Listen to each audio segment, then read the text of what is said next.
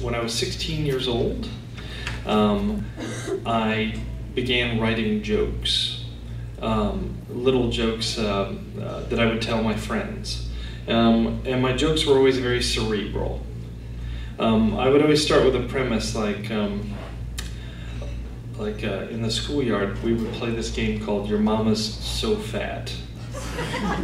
And it would always end up with some cruel insult.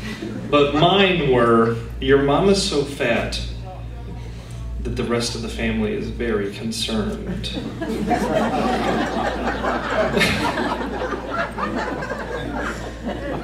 And I showed these jokes to a teacher, and he said, you should be a comedian. So I went to all of the comedy clubs in Akron, which was one, and I said, I want to be a stand-up comedian. And they said, you have to be 18. And I said, I'm 18. And they believed it. And what I did was I began touring throughout the state.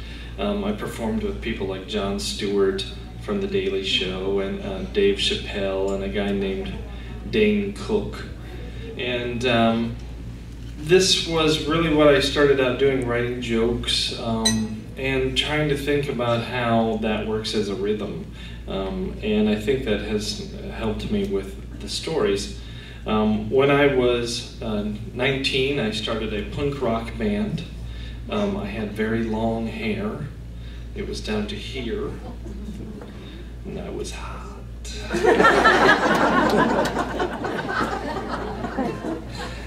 No, I wasn't. And I performed with this band, and you know, when I talked about valuable life experience, it did sort of teach me how to write to a rhythm, and I wrote all the lyrics to the songs, and then finally, I discovered that all the girls I were meeting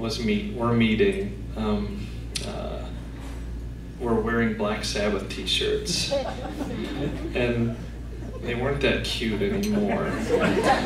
So a friend of mine invited me to go down to a school called Ohio University, and I would be lying to you if I did not say I went to college for girls.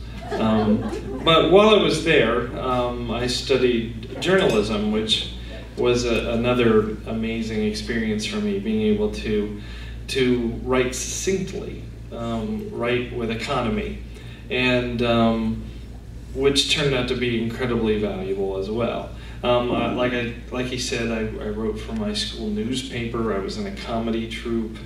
I worked on the school's television programming, and while I was there, I met the second of who I would call my mentors. So the first one would be that librarian. The second one was a man named Mel Hellitzer. And Mel Hellitzer, you may never have heard of him, but he was an old-time television writer. He worked on a show called Our Show of Shows with Sid Caesar. Yeah, Mel had written a book called Comedy Writing Secrets, and he taught a class at Ohio University on how to be a stand-up comedian. Well, I had been I had been a stand-up comedian for almost 10 years by then, so I thought, well, easy A.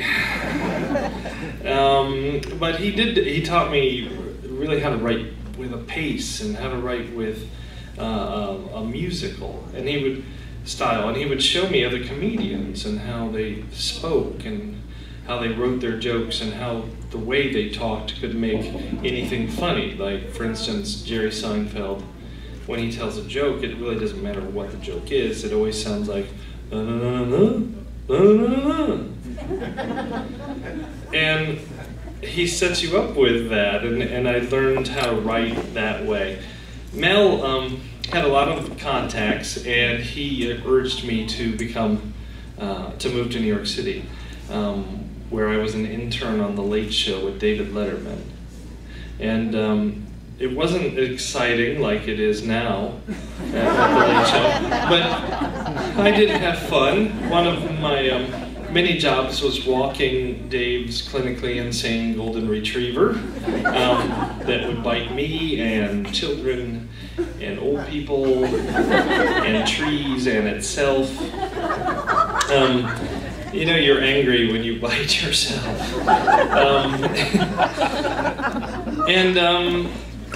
I told this story a little earlier, but I was the weirdest of all the interns because I didn't care who was on the show.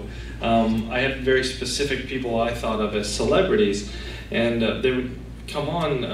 I remember one of the first days Nicole Kidman was on, and everybody was very excited to meet Nicole Kidman, but the second guest was Al Franken.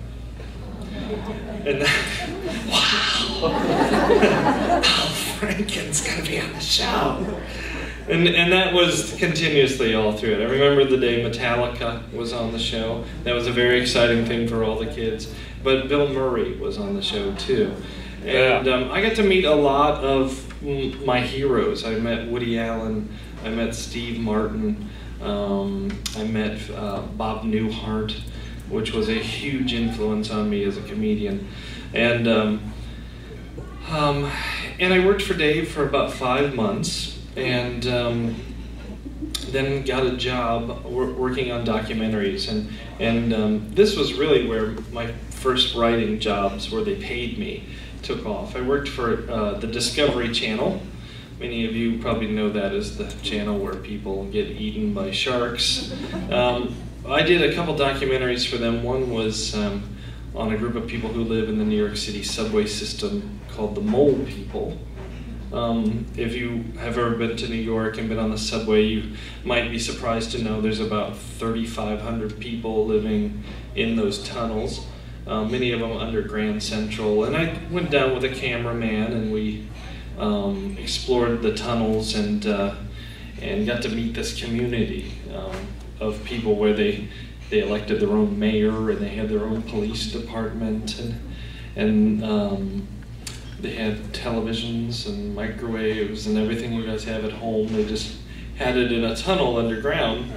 And then I traveled with a traveling circus and did a documentary about sideshow performers, people who swallow swords and eat fire and pound nails into their noses with hammers. So I have great parties.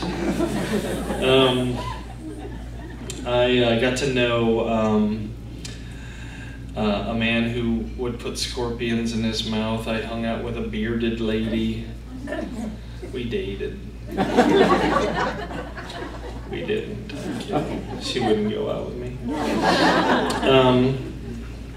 But writing in that sort of journalistic approach had a huge influence on what I do too. Being able to find the emotion in the story, find the heart in the reporting, and I think that's made a huge impact on me.